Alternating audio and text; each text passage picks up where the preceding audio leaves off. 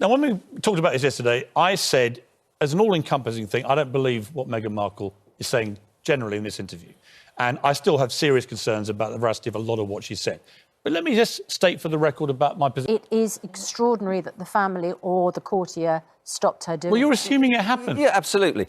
And justifies the problem. All right, but Harry said that he didn't feel he could speak out about it because of the stigma. That was his version of this. He didn't talk about her being rejected or not being able to have any help. And I'm just curious about the dynamic there, where Harry represents mental health charities. His wife says she was feeling suicidal. Why would he not take her to get the help? Well, a member of the royal family, bearing in mind they've been very welcoming to Meghan, and Meghan herself is on record as saying, I mean, this is part of the problem here. We've heard one side of the story. And they know that the grandmother isn't going to speak out about this, right? So, but this is also an opportunity, Piers, for the royal family. Yeah. And of course, Prince Philip's health is huge importance. But when Meghan, has expressed the fact that she was not given help when she had those desperate, darkest thoughts, is obviously something for the royal family but hurt and resentment can be rebuilt, you know? I cannot believe that Meghan and Harry are going to be happy having zero contact with any of their families, other than, in Meghan's case, her mum.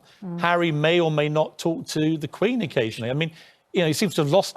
All right. It's 18 minutes past 7. It's been a long first hour, and there's going to be even more to come. Let's get the news, travel and weather, and whatever rifts there are, where you are.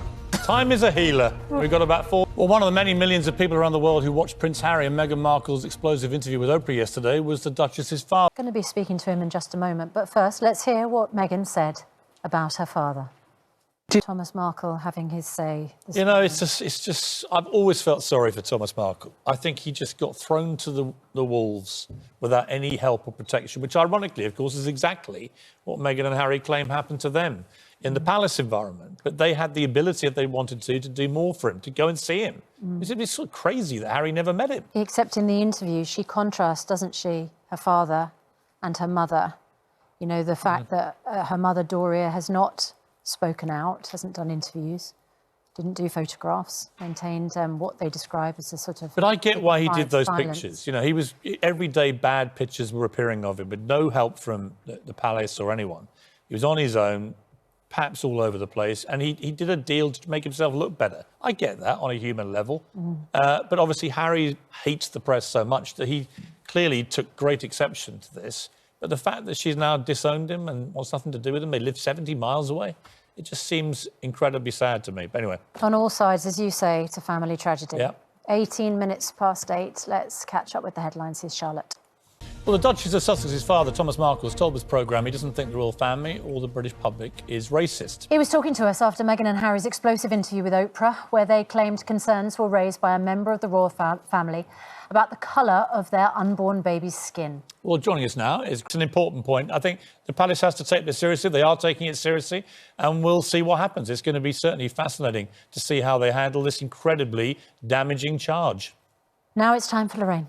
She was told that it was an issue, that it would not be a good look. And that's a terrible thing. But the royal family have. I think we should have mental. The absolutely key thing, as you, as a medic, would agree, is that if someone is expressing those thoughts, you instantly access help. Absolutely. And whoever this person was who said, you know, because there were two reasons given, that it wouldn't be a good look and also that she wasn't a paid employee.